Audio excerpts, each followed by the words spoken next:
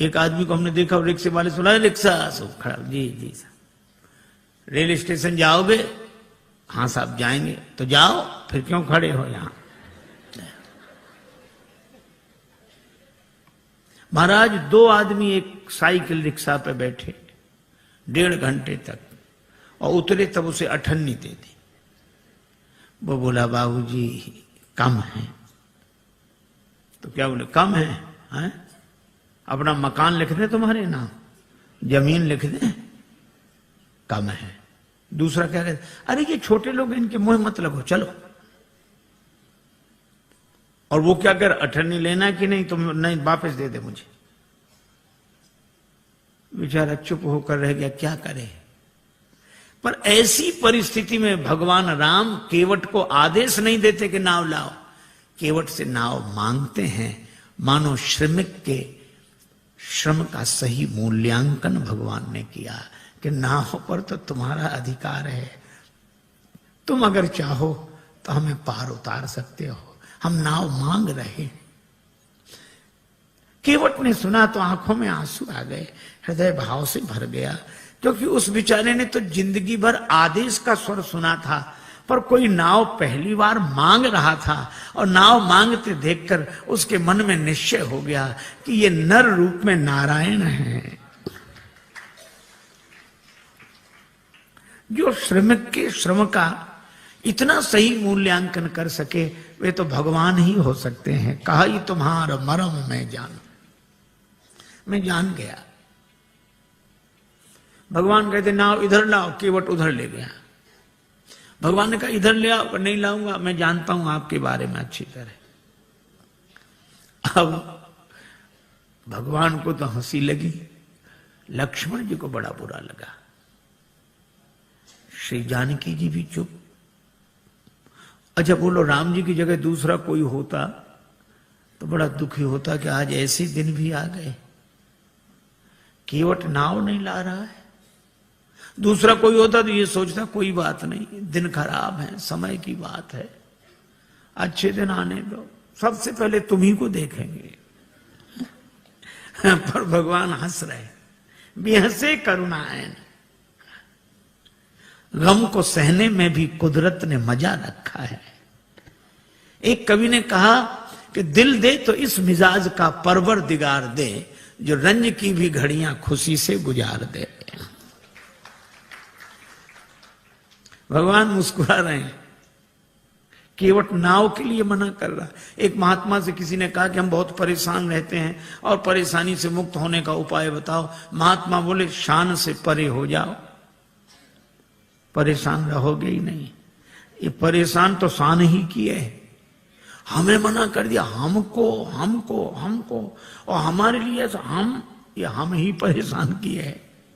भगवान मुस्कुरा रहे हैं। और केवट क्या कर, हम आपके बारे में अच्छी तरह जानते हैं।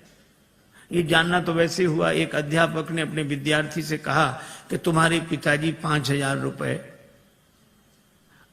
हमसे उधार लें 3 रुपए प्रति सैकड़ा ब्याज की दर से, तो 6 महीने बाद कितना लौटाएंगे, हिसाब लगाकर बताओ। सो विद्यार्थी बोला सर 1 नया पैसा नहीं। तो अध्यापक ने कान पकड़ के तमाचा लगाया, बोले क्यों रे, तू हिसाब नहीं जानता, गणित नहीं जानता? विद्यार्थी बोला सर मैं तो हिसाब गणित जानता हूं, पर आप मेरे बाप को नहीं जानते, उसने जिसका लिया है दिया है आज तक, जो आपका ही देगा। अब कोई ऐसे कहे कि हम आपके बारे में अच्छी तरह जानते हैं, तो यही लगे कि ऐसा क्या हुआ जो ये जानता है। पर राम जी मुस्कुरा रहे हैं बेहसे, और श्री लक्ष्मण जी जानकी जी की ओर देखकर मुस्कुराते कि तुम भी मुस्कुराओ, काहे को ऐसे उदास क्यों हो। भगवान ने लक्ष्मण जी से कहा कि लक्ष्मण, ऐसा विचित्र भक्त देखा जिसे मैं बुलाऊं और ना आवे। लक्ष्मण जी तो मौके की तलाश में थे, खींच रहे थे। लक्ष्मण जी ने कहा कि प्रभु आपके जितने भक्त होते सब ऐसे ही होते, जो आपका कहना न माने वही आपके भक्त। भगवान ने कहा यही विचित्र भक्त है, दूसरा कौन? का दूसरे सुमंत जी। सुमंत जी रथ में बैठे, ये नाव में बैठा। सुमंत जी को भेजते हो कि अयोध्या जाओ, और केवट को बुलाते हो कि नाव लेकर आओ।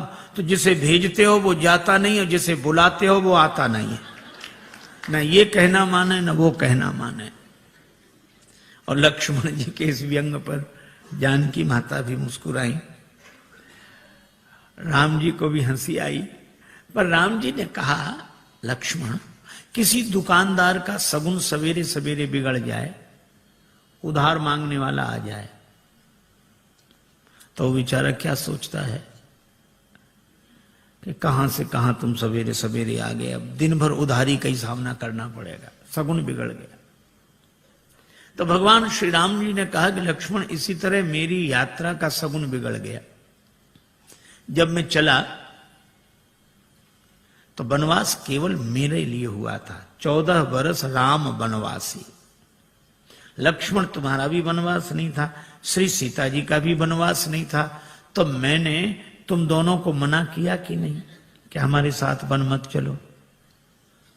दोनों बोले हाँ किया तो था। राम जी बोले तो फिर आप दोनों ने हमारा कहना माना? दोनों बोले नहीं माना। राम जी बोले हम तभी समझ गए थे कि जब यात्रा के शुरू में ही ये हाल है, जब अपने घर के ही लोग कहना नहीं मान रहे तो आगे जितने मिलेंगे सब ऐसे ही मिलेंगे।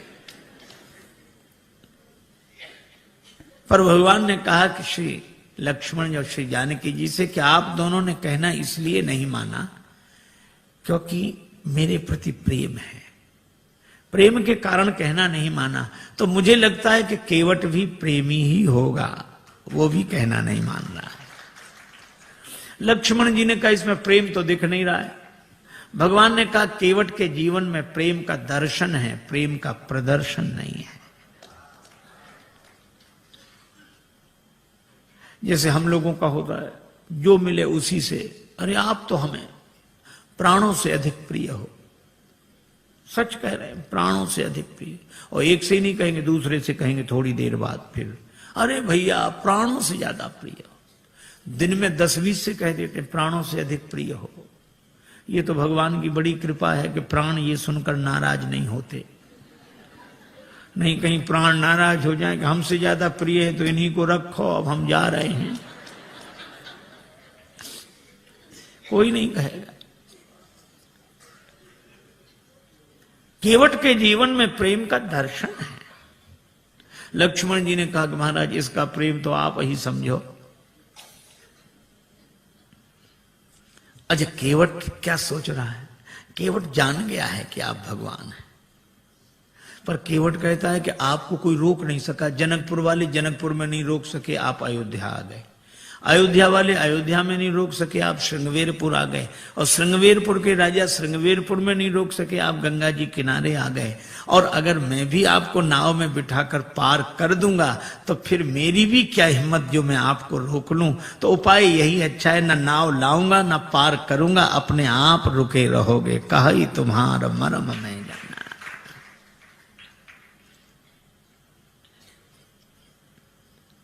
भगवान से कहता है कि प्रभु महाराज आपके चरण कमलों की रज में ऐसा जादू है, मनुष्य बना देने की शक्ति है।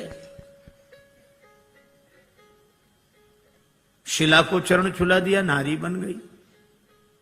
भगवान ने कहा तो शिला तो पत्थर की होती, तुम्हारी नाव कोई पत्थर की है?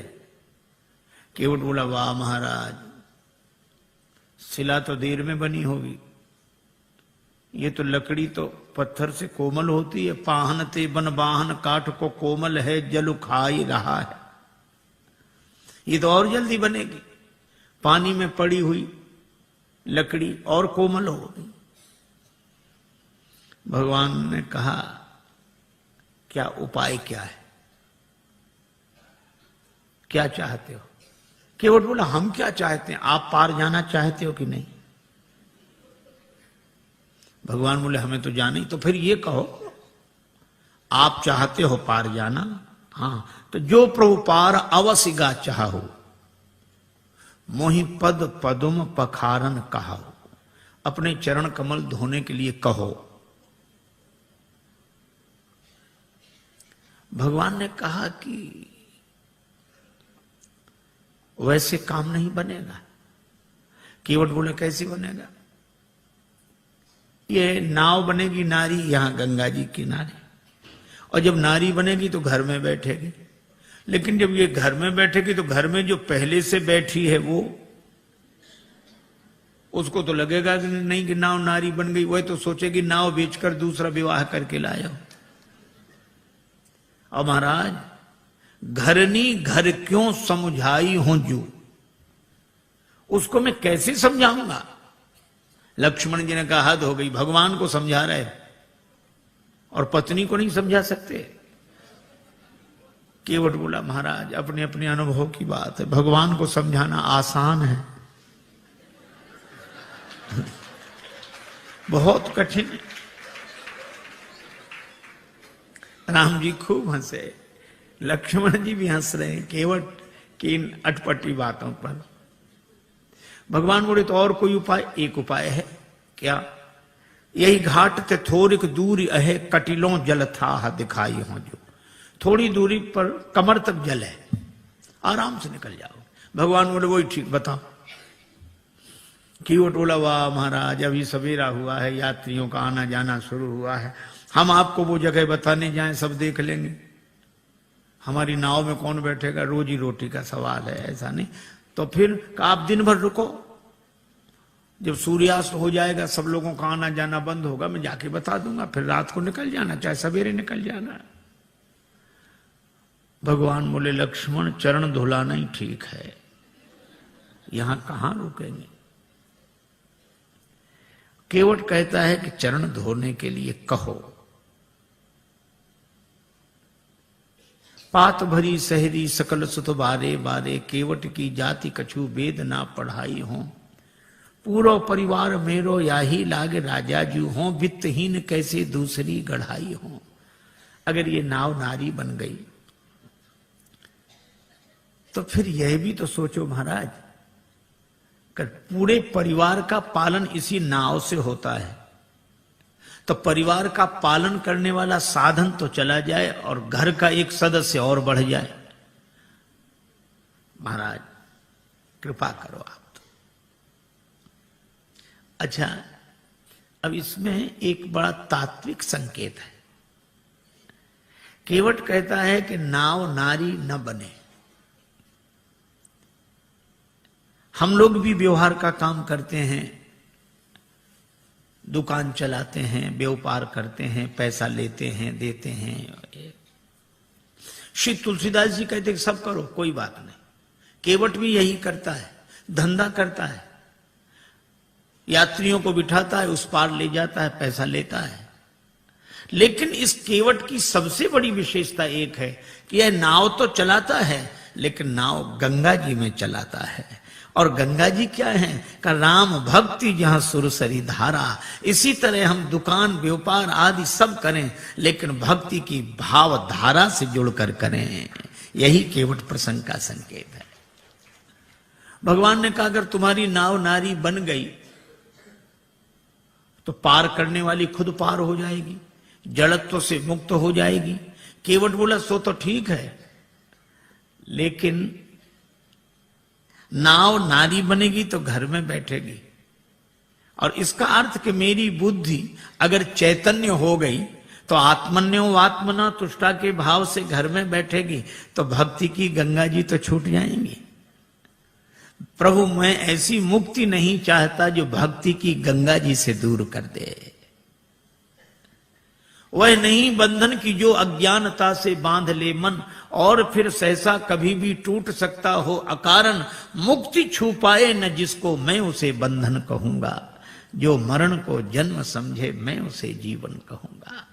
महाराज मुझे मुक्ति नहीं चाहिए, और आपके चरणों की रज मुक्त कर देने वाली है, तो इस मुक्त कर देने वाली धूल को ही धो डालूंगा। काहे से धोगे? गंगा जल से। और कितना बढ़िया संकेत है कि इस मुक्त करने वाली रज अर्थात रजोगुण जन्य कामना को भक्ति के भाव जल से धो डालूंगा। मुक्ति नहीं चाहिए, सगुण उपासक मोक्ष न लें।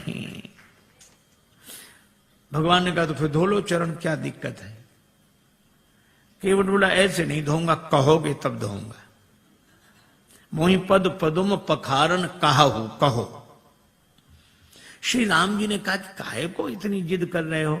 अरे बहुत लोगों ने हमारे चरण हमसे बिना पूछे धो लिए, हमने मना थोड़े ही किया। तुम भी धोगे तो मना थोड़े ही करेंगे, पर कहलाते क्यों हो? और फिर हमको संकोच होता, हम कैसे कहेंगे हमारे चरण धो लो? अरे किसी श्रद्धे के प्रति किसी की श्रद्धा है तो चरण छू ले, पर ऐसा कौन श्रद्धे होगा जो अपने चरण फैला कह के चलो छुओ? ऐसा तो वही कह सकता है जिसका शर्म से कोई संबंध ना हो। अब भगवान कैसे कह देंगे हमारे चरण धो? और केवट कहता कहोगे तभी धोएंगे। तो भगवान ने कहा कि बिना पूछे धो लो। बहुतों ने धो लिए। केवट ने कहा सुनो महाराज, जिन्होंने बिना पूछे आपके चरण धो लिए उनकी अपनी गरज रही होगी, उन्हें भवसागर से पार जाना होगा, इसलिए उन्होंने आपके चरण आपसे बिना पूछे धो लिए। लेकिन यहां गरज मेरी नहीं, यहां गरज आपकी है। मुझे पार नहीं जाना, पार आपको जाना है। इसलिए अगर पार जाना हो तो कहो कि हमारे चरण धोकर हमें पार कर दो। भगवान मुस्कुराए कि केवट सब कुछ पाए ले रहा है, पर इतना चतुर है एहसान रत्ती भर नहीं। आपकी गरज है, कहना हो कहो। लक्ष्मण जी बोले अगर चरण धुला लें तो? लक्ष्मण जी बोले सुन, पहली बात सुन, भगवान से भी बहस कर रहा है, कहीं भगवान नाराज हो गए तो वापिस चले जाएंगे। केवट बोला नहीं जाएंगे। कहा ही तुम्हारा मरम में जाना। श्री जानकी जी भी साथ आई हैं, और मरम शब्द का एक ही अर्थ है, रकार रामचंद्र हैं, मकार मातु जानकी। तो ये रकार रूपी राम जी मकार से घिरे हुए हैं, अर्थात श्री जानकी जी की कृपा के कारण आए हैं, और जानकी जी उपस्थित हैं तो श्री राम लौट नहीं सकते, वो तो कल्याण करके ही जाएंगे। अच्छा सो तो ठीक है। भगवान बोले अगर चरण धुला लें तो? केवट बोला चरण धुला लो तो कोई हम पर एहसान करोगे? औरों से उतराई लेता हूं, आपसे नहीं लूंगा। नहीं लोगे ना? पद कमल धोए चढ़ाई नाव, ननाथ उतराई चहो।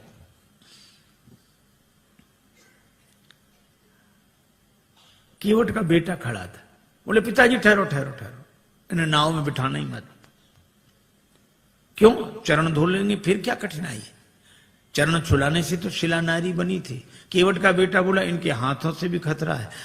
चरण इन्होंने शिला को छुलाए थे, हाथ इन्होंने धनुष को छुलाए थे। छुअत ही टूट पिनाक पुराना। अगर चरण छुलाने से नाव के नारी बनने का डर है तो हाथ छुलाने से नाव धनुष की तरह टूट जाएगी। इनको किसी भी दशा में बिठा लो ही मत ना। लक्ष्मण जी ने सुना कि केवट है सो है, बेटा और गजब। पर केवट बोला नहीं नहीं, चरण धुला लेंगे बस। भगवान से केवट कहता है उतराई नहीं लूंगा। भगवान ने कहा उतराई क्यों नहीं लोगे? केवट बोला आपके पास देने को होगा क्या? बनवासी बने घूम रहे हो। तो जो बात आप बाद में कहोगे तो हम पहले ही कहे दे रहे हैं कि उतराई नहीं लेंगे। अच्छा नहीं लोगे उतराई, इसका प्रमाण क्या है? सबूत क्या है? केवट बोला मोहे राम रावरियान दशरथ शपथ सब सांची कहो। राम जी आपकी सौगंध, महाराज दशरथ की सौगंध, सही सही कह रहा हूं। श्री लक्ष्मण जी को लगा कि भगवान ने शीलवश जितनी ढील इसे दे दी है, अब ये कोई बोलने का ढंग है कि हमारी बात बिल्कुल सही है, आपकी कसम, आपके बाप की कसम। बोलने में तो ऐसे ही लग रहा है, पर केवट ऐसे बोल नहीं रहा था। बोल नहीं रहा था, बोल नहीं पा रहा था। वो कह रहा था मैं आपकी सौगंध ऐसे कर रहा हूं जैसे दशरथ शपथ, भीष्म प्रतिज्ञा, बलिदान, इसी तरह ये शब्द है दशरथ शपथ। दशरथ शपथ की तरह मैं आपकी सौगंध कर रहा हूं। लेकिन बेचारा बोल नहीं पाया। लक्ष्मण जी को लगा कि अच्छा, धनुष पर बाण चढ़ाया, तैयार हो जा मरने के लिए। पर केवट उसी तरह बोला, बाण को देख, हाँ चलाओ चलाओ बाण, मार दो मार दो, मेरा परम सौभाग्य है, मारो तो बाण। लक्ष्मण जी को लगा ये मौत से भी नहीं डरता, तो इसको डराने का उपाय क्या है? तेरा परम सौभाग्य कैसे? केवट बोला, अभी थोड़ा ही पता लगेगा, मर जाऊंगा फिर जांच होगी, उस जांच में मैं बड़ा सौभाग्यशाली माना जाऊंगा। क्यों? मरूंगा हाथ से किसके, जो श्री रघुवीर का प्यारा है। राम जी के भक्त के हाथों मरूं, और मरूंगा किस जगह, जहां निर्मल गंगा की धारा है, जहां गंगा जी बह रही हूं। और मरूंगा सामने किसके, कि जिनका दास होता हूं, राम जी का भक्त हूं, राम जी के सामने मर रहा हूं। और मरूंगा किस खता पर, पांव करुणा निधि के धोता हूं, चरण धो रहा हूं। अगर इन पद पंकजों पर प्राण खो जाएगा केवट, तो मरकर भी जमाने में अमर हो जाएगा केवट। फिर क्यों ऐसा समय श्रीमान जाने दूं, न क्यों जाने की जीवन के सन्मुख जान जाने दूं। तैयार हूं, बाण मारो, सरकार को प्राण न ते प्रिय बंधु, वही मोहे बाण ते मारत है। मरता हूं कहां सुच गंग के तीर, शरीर सो प्राण सिधारत हैं। समूहे कही के सु विनीत सुनो, रघुनाथ सो नाथ निहारत है। अपराध यही इस दास का है, प्रभु के पद पद्म पखारत है।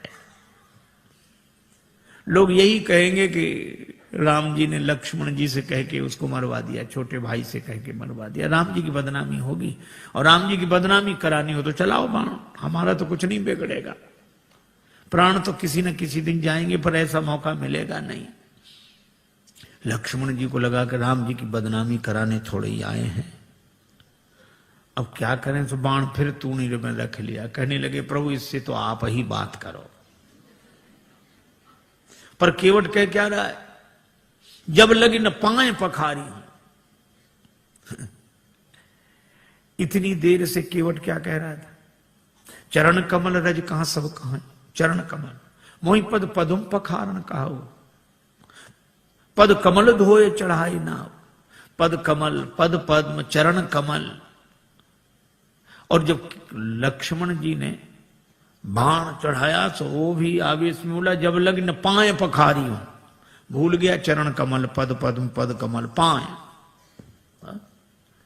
जो स्वाभाविक होता है वो ऐसे अवसर पर निकल पड़ता है। एक आदमी किसी गांव में गया, वो गांव वालों से पूछता, क्यों भैया ये गांव रामपुरा है? तो गांव के लोग, बुंदेलखंड की घटना, ये रामपुरा है? तो गांव वाले कहें हाओ।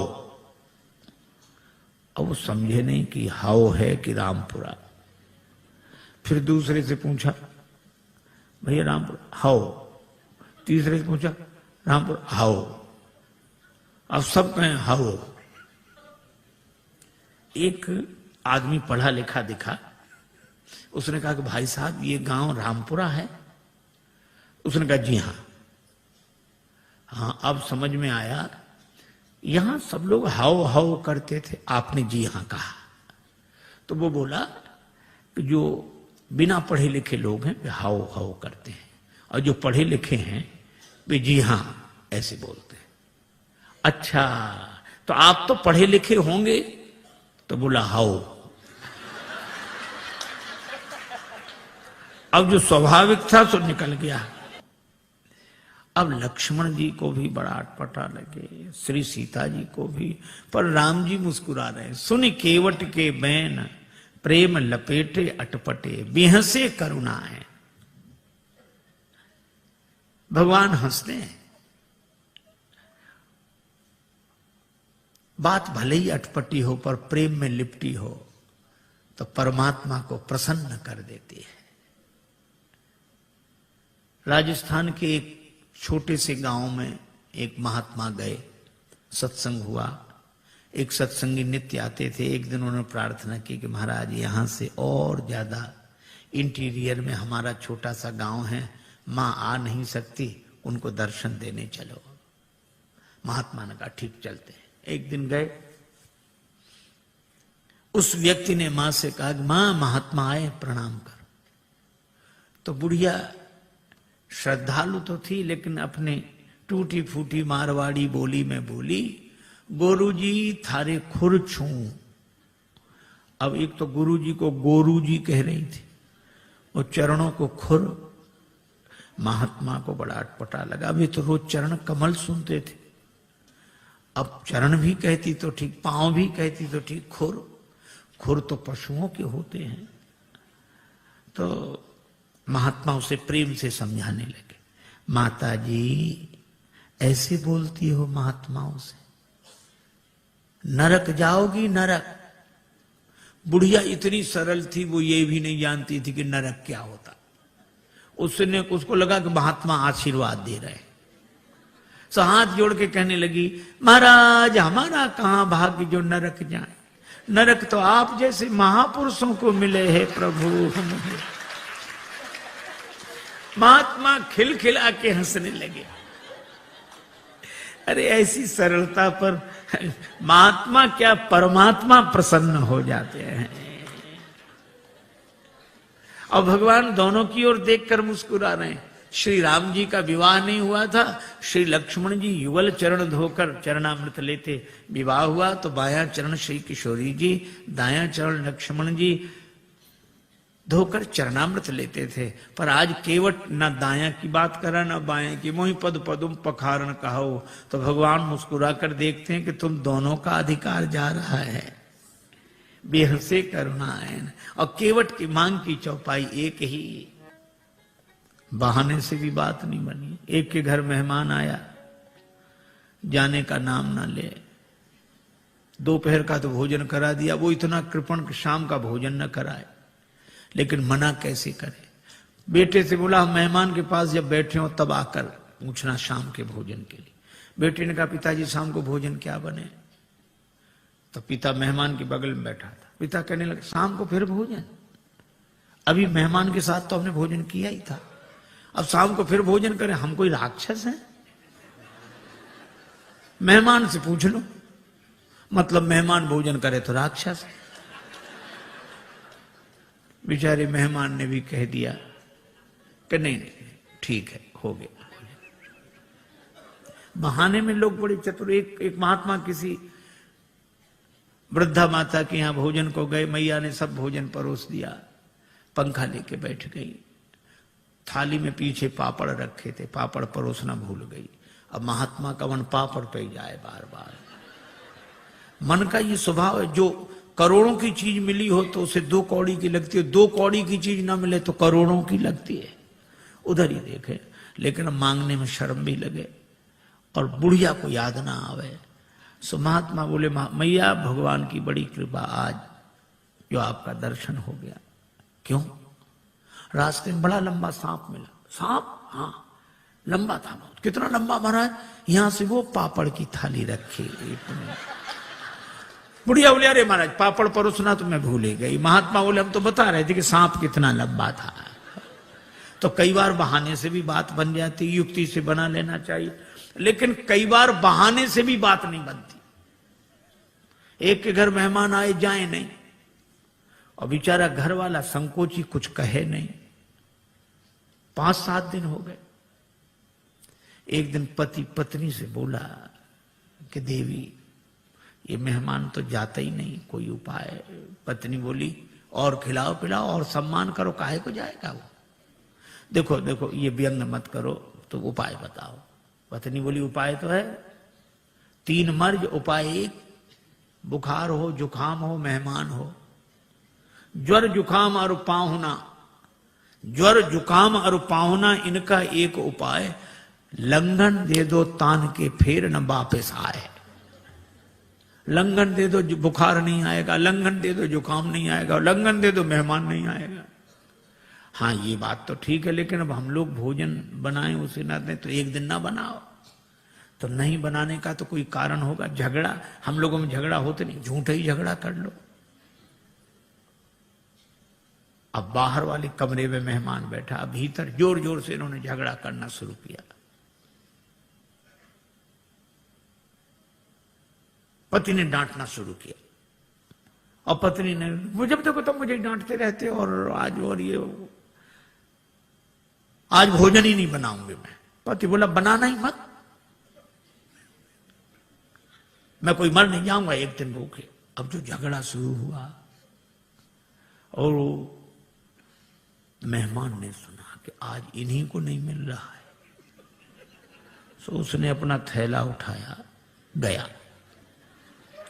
पत्नी ने देखा कि गया, पति ने देखा गया। सो पति बोला आप काहे को रो रही हो, हमने कोई सच्चा डांटा था, हमने तो झूठा डांटा था। सो पत्नी मुस्कुरा कर बोली मैं कोई सचमुच रो रही हूं, मैं तो झूठे ही रो रही हूं। लेकिन आश्चर्य, तब तक मेहमान भीतर, हम कोई सच्चे गए थे, हम भी तो झूठे ही गए थे। कई बार प्रयास करने पर भी काम नहीं बनता। भगवान ने बड़ा प्रयास किया पर केवट बोला साफ साफ कहो, प्रभु धो लो। प्रेम पराधीन प्रभु की यह अभय वाणी सुनकर केवट गया, कठौते में जल भर लाया। आहा, उस दृश्य को आप देखें। कठौता एक और रख दिया, बाईं हथेली आगे बढ़ाई, श्री राघवेंद्र का दायां चरण रखा और कठौते से जल छोड़ दिया, लगा धोने। मन में तो यही भाव है कि वही चरण जिन चरणन ते निकसी सुरसरी। बड़े भाव से चरण धो रहा, लेकिन पता नहीं लगने दे रहा। श्री लक्ष्मण जी ने कहा कि अच्छा केवट, बड़े भाव के कारण चरण धो रहे हो? केवट बोला नहीं नहीं सरकार, हम तो नाव के कारण चरण धो रहे हैं, भाव के कारण नहीं।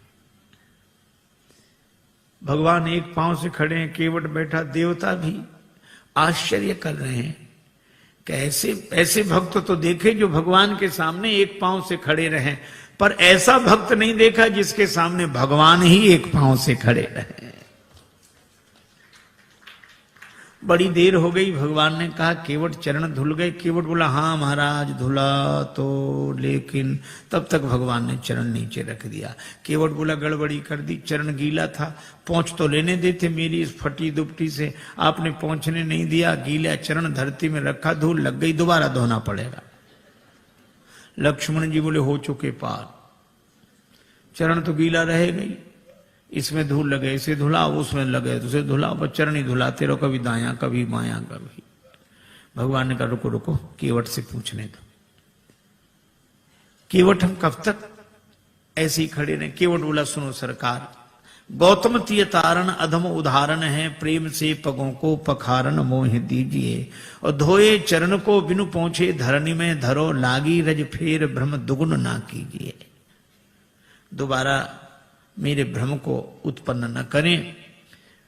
रेखन में जड़े कण केते देख देख धोऊं। भगवान बोले हम एक पांव से कब तक खड़े रहें? आप एक पगते खड़े याते न खीजिए। जिन विचार जो एक ही पांव होता वे भी तो किसी का सहारा लेकर खड़े रहते हैं, वृक्ष का, डाली का, किसी आदमी का, लाठी का। भगवान बोले यहां कोई सहारा हो तो बताओ। केवट बोला है, चाहो अवलंब तो विनीत जू, विलंब बिनु नाथ मेरे माथ पे सो हाथ धर लीजिए। भगवान कहते हैं कि देखो कैसी चतुराई है। लोग कहते हैं हमें सहारा मिल जाएगा अगर हमारे माथे पे हाथ रख दोगे, पर केवट कहता हमें नहीं, अगर आपको सहारा चाहिए तो हमारे माथे पे हाथ रखो। भगवान ने केवट के माथे पर हाथ रखा तो बरस सुमन सुर सकल सिहाही, यही सम पुण्य पुंज को नहीं। चरण धुले। भगवान ने कहा भैया चरण तो धुल गए, हाँ तो अब पार करो। केवट बोला अभी नहीं, आपके लिए घाट का नियम थोड़ा ही तोड़ दूंगा। नियम क्या है? जो पहले आते हैं उन्हें पहले पार करता हूं, बाद वालों को बाद में। भगवान ने कहा तो हम ही तो आए यहां पहले, और पहले से कौन है जो पार ना हुआ हो? हमें तो नहीं दिखाई दे रहा। केवट बोला अगर आपको दिखाई पड़ ही गए होते तो पार ही ना हो गए होते। कौन है? हमारे पूर्वज। तो तुम्हारे पूर्वजों का उद्धार कैसे होगा? केवट हाथ जोड़कर बोला जैसे महाराज भागीरथ के पूर्वजों का उद्धार हुआ। महाराज भागीरथ के पूर्वजों के उद्धार के लिए गंगा जी का जन्म ब्रह्मा जी के कमंडल में हुआ, और आज मेरे पूर्वजों के उद्धार के लिए गंगा जी का जन्म मेरे कठौते में हुआ है। पद पखारी जलपान करी, आप सहित परिवार पितर पार करी, प्रभु पुण्य मुदित गए उलई पार। पितरों को पहले पार किया। ये देखो प्रसंग कितना सुंदर संकेत करता है। श्रद्धा से एक शब्द बना है श्राद्ध। हम लोग उनका भी श्राद्ध करते हैं जो हमारे पूर्वज अब शरीर में नहीं है, पर एक व्यक्ति मरा, उसके 2 बेटे, मां बहुत कहे कि कुछ करो, बेटे कहते हम इस सब में विश्वास नहीं रखते, क्या फायदा, इससे क्या फायदा। मां ने एक दिन कहा कि पिता की अस्थियां गंगा जी में ही छोड़ आओ, 16 किलोमीटर दूर है, इससे क्या फायदा। मां बोली कि तुम विश्वास नहीं करते, पर जिनकी अस्थियां हैं वे विश्वास करते थे। छोटा बेटा बोला ठीक है हम चले जाएंगे। साइकिल से गया, थैले में पिता की अस्थियां लेकर 12 किलोमीटर दूर गया। एक नाला बह रहा था, कहां जा रहा, 4 किलोमीटर बाद गंगा जी मिल जाता है। बेटे ने सोचा नाला जा ही रहा, हमारे जाने की क्या जरूरत, वहीं छोड़ दी पिता की अस्थियां। लौट आया, मां ने कहा क्यों, पहुंच गई होंगी। रात्रि को उस व्यक्ति ने स्वप्न दिया कि ऐसे मूर्ख बेटे को भेजा, हमारी अस्थियां नाले में डालकर आ गया। मां ने बेटे को बुलाकर डांटा, क्यों रे पिता की अस्थियां नाले में डाल आया। बेटा बोला तुमसे किसने कहा, तुम्हारे पिताजी आए थे रात को सपना देने। तो भी उसने अपनी गलती स्वीकार नहीं की। बोला पिताजी का तो जिंदगी भर दिमाग खराब रहा, मरने के बाद भी पागलपन गया नहीं है। मां ने डांट कर कहा क्या पागलपन है। बेटा बोला 12 किलोमीटर इधर लौटकर सपना देने तो आ सकते थे, 4 किलोमीटर उधर नहीं जा सकते थे। यह हाल है। आज रक्त के संबंधों का पहले जैसा अर्थ नहीं है। आज रक्त के संबंधों का पहले जैसा अर्थ नहीं है। तर्पण भी मिल ही जाएगा, ऐसी भी कोई शर्त नहीं है। लेकिन केवट का प्रसंग हमें सिखाता है, पितर पार करी प्रभु पुण्य मुदित गए लई पार। और भगवान के चरण कमलों को देखकर गंगा जी भी हर्षित हैं। इन्हें तज ब्रह्म कमंडल में अटकी रही भटकी शिवशीष, वर्ष केते बिताए हैं। और जो चरण छूट गए थे, केवट ने वही चरण फिर आ मिलाए हैं। केवट ने भगवान को नाव में बिठाया। अब कह रहा है गंगा जी की बालुका में पहले श्री सीता जी, फिर श्री राम जी, फिर निखात राज गुह, फिर श्री लक्ष्मण जी। केवट ने उतरकर दंडवत किया, चरण पकड़े। लक्ष्मण जी बोले वाह, उस तरफ तो अकड़ रहे थे, इधर तो चरण पकड़ रहे। केवट ने कहा वो तो घाट घाट का तरीका है, उधर पार नहीं किया था तो अकड़ कर रोक सकते थे, अब तो पार कर दिया तो चरण पकड़ कर ही रोक सकते हैं। पर भगवान को लगा कि इसे कुछ दिया नहीं। लक्ष्मण जी बोले क्या बात है प्रभु। राम जी बोले इसे कुछ दिया नहीं। अरे और क्या देंगे। कठिनता से चरण धोकर मिले कुछ बिंदु विधि हर को, वो चरणामृत स्वयं केवट के घर जाकर लुटाते हैं। ब्रह्मा जी को जो अवसर मिला, शंकर जी को और जनक जी ने जो अवसर पाया, ये केवट को भी वही मौका मिला। और क्या दोगे। भगवान बोले धीरे बोलो लक्ष्मण, ने उतराई की कौन कहे, चरण धुलाई भी देनी पड़ेगी। चरण भी तो हमने अपने मतलब से ही धुलाए थे। लेकिन दें क्या, कुछ है नहीं। कितना अद्भुत है यह प्रसंग। श्री जानकी जी पिय ही की सी जान निहारी, मन मुंदरी मन मुदित उतारी। मन मुद्रिका उतार कर प्रभु को दी, आप दे दो उतराई। राम जी सोच रहे हैं कि हमारे हाथ में कुछ है नहीं, केवट को दें क्या। पर श्री जानकी जी ने मन में सोचा और कहा कि प्रभु, मन ही मन कहा कि प्रभु आपके उस हाथ में नहीं, इस हाथ में तो है। श्री राम जी ने कहा कि तुम्हारा हाथ मेरा हाथ कब से हो गया। श्री जानकी जी ने कहा कि प्रभु जब से मेरे पिता ने मेरा हाथ आपके हाथ में दे दिया, उस दिन से मेरा हाथ आपका हाथ हो गया। उतार कर अंगूठी दी। यह आदर्श दाम्पत्य प्रेम का अनुपम उदाहरण। आप कल्पना करो, आज की परिस्थिति में अगर ऐसा होता, कोई घर छोड़कर वन में होता और साथ में पत्नी होती और उसे कुछ देना होता, बेचारे पति को ही कहना पड़ता कि वो ऐसा है, वो पत्नी के हाँ बोलो, क्या बात, बोलो बोलो, क्या ये अंगूठी। पत्नी क्या कहती, अपना तो सब बर्बाद कर ही बैठे, ऐसा स्वभाव, अब यही और बच्चे तो ले आग लगा दो, चाहे जो कुछ करो, ले यही होता। पर श्री जानकी जी कहती हैं नहीं। या कोई दूसरी भावना वाली देवी होती तो वो कहती अरे ये क्या देंगे, लो हम देंगे, केवट ले। पर श्री जानकी जी यह नहीं करती, राम जी को देती, प्रभु आप दे दो। भगवान ने कहा केवट उतराई ले लो, कहे कृपालु ले हो उतराई, केवट चरण गहे अकुलाई। महाराज नहीं चाहिए। भगवान ने कहा क्यों नहीं चाहिए? क्या तुम्हारे मन में इच्छा नहीं थी? इच्छा थी तब मिल नहीं रहा था, और अब मिल रहा है तो इच्छा नहीं। भागती फिरती थी दुनिया जब तलब करते थे हम, और छोड़ दी हमने तलब तो अब बेकरार आने को है। अच्छा तो तुम्हारे मन में इच्छा क्यों नहीं रही? केवट बोला मैं आपसे मांगने के लिए तैयार खड़ा था कि कहां तक औरों के सामने हाथ फैलाता रहूंगा। राम जी से मांगूंगा तो फिर और किसी से मांगना नहीं पड़ेगा। मैं आपसे मांगने के लिए तैयार खड़ा था। भगवान ने कहा फिर हम बिना मांगे अंगूठी दे रहे हैं, क्यों नहीं दे रहे हो? केवट बोला मेरा विचार बदल गया। कहा क्यों? आपने आते ही नाव मांगी नाव।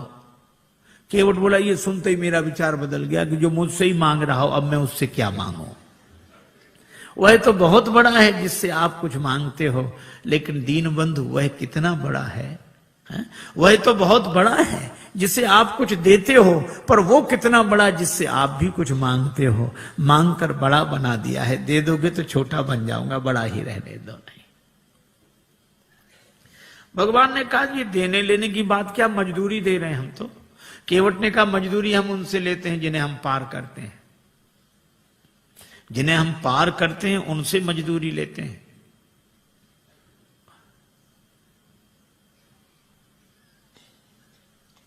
हमने आपको पार नहीं किया।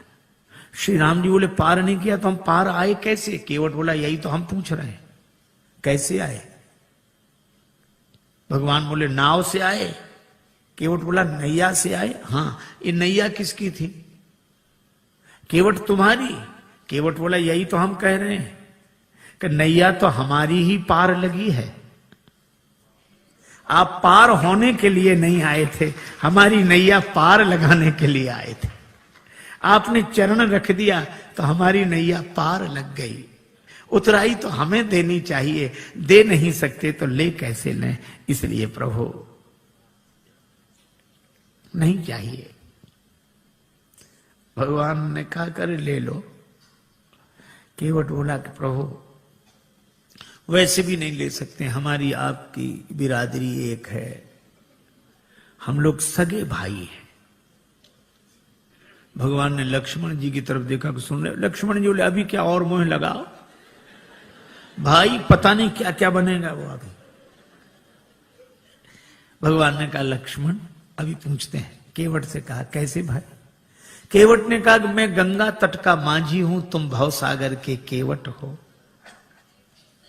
मैं इस भव सरिता के तीर में हूं, मैं इस सुरसरी के तीर में हूं, तुम उस भव सरिता के तट हो। आपका भी काम पार करना, मेरा काम भी पार करना। तो मजदूर कहीं मजदूरों से मजदूरी लेते हैं भैया, मल्लाह कहीं मल्लाहों से मल्लाही लेते हैं भैया। भगवान बोले तो हम किसी का कर्ज नहीं रखते। केवट बोला हमारा रख लो। क्यों? चुकाने दोबारा तो आ जाओगे। भगवान बोले हम ना आए तो? केवट बोला हम वसूल करने आ जाएंगे। कहां वसूल करने आओगे? केवट ने कहा अपने को ऋणी समझते हो तो ऋण तुम वहीं चुका देना, मैंने तुमको है पार किया, तुम मुझको पार लगा देना। मैंने पार किया, उतराई नहीं ली। प्रभु आप भी पार कर देना। मेरे पास उतराई देने के लिए क्या होगा? भगवान ने कहा सो तो होगा ही, लेकिन ले लो। केवट बोला आज मुझे क्या नहीं मिल गया? नाथ आज मैं कहा न पावा, मिटे दोष दुख दारिद्र दावा। दोष मिट गया, मेरे पितरों का उद्धार हो गया तो पितृ दोष मिट गया। आप मेरी अटपटी बात सुनकर मुस्कुराने लगे तो मेरा दुख मिट गया, और आपने मुझसे नाव मांगी तो मेरी दरिद्रता मिट गई। सचमुच ये निराले भक्त होते हैं जो कुछ नहीं मानते। श्री बिंदु जी महाराज ने लिखा है, इश्क एक तरफा में यूं मशरूर हो जाऊंगा मैं, श्याम तुम होगे क्षमा काफूर हो जाऊंगा मैं। और मैं अगर मांगू जो तुमसे मुझको तुम देना न कुछ, वरना फिर प्रेमी नहीं मजदूर हो जाऊंगा मैं अगर देखूं तो देखूं, मैं अगर चाहूं तो चाहूं, तुम ना मुझको चाहना। तुमने अगर चाहा तो फिर मगरूर हो जाऊंगा मैं अगर देखूं तो देखूं, तुम ना मुझको देखना। तुमने अगर देखा तो फिर मशहूर हो जाऊंगा मैं। और मैं अगर तड़पूं तो दृग से बिंदु टपकाना ना तुम, वरना आंखों से तुम्हारे दूर हो जाऊंगा मैं। कुछ नहीं चाहिए, कुछ नहीं चाहिए। लक्ष्मण जी ने कहा कि मैं कहता हूं। लक्ष्मण जी बोले केवट ले ले ले ले उतराई। केवट बोला सरकार में वचन दे चुका था ना नाथ उतराई चाहो। लक्ष्मण जी बोले भगवान को भी वचन का प्रवचन दिए जा रहा है, ले ले उतराई ले ले ले ले। केवट ने हाथ जोड़कर कहा छोटे सरकार, हमारा वचन आपके बाण की तरह नहीं है जो धनुष पर चढ़ तो जाता है और फिर उतर जाता है। लक्ष्मण जी बोले ये वचन कौन सा बाण से कम है? प्रभु आप ही बात करो इससे।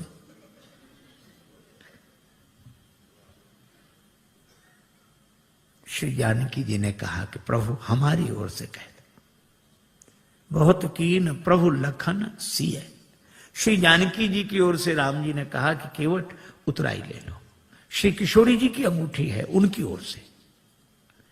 अब तो हंसते रहने वाला, हंसाते रहने वाला केवट भावुक हो गया, नेत्र भर आए, हाथ जोड़कर बोला प्रभु मैंने आपको पार बाद में किया है, पहले आपके चरण धोए, और मुझसे पहले भी आपके चरण किसी ने धोए थे, महाराज जनक ने।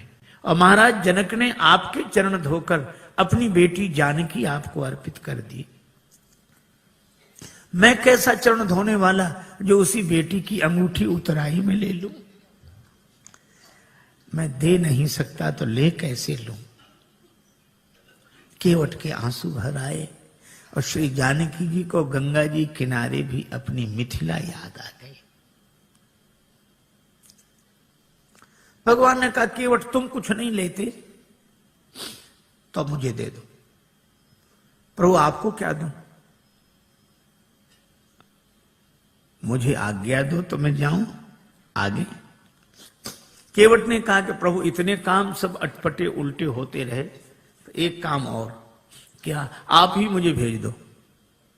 क्यों? ताकि मुझे ये लगे कि भगवान मेरे घाट पर है, कहीं नहीं गए हैं, मैं इसी भाव में डूबा रहूं। और फिरती बार नाथ जो देवा, सो प्रसाद में सिर धरी लेवा। बहुत कीन प्रभु लखन सिय, नहीं कछु केवट ले, विदा कीन करुणा यतन भगति विमल बर दे।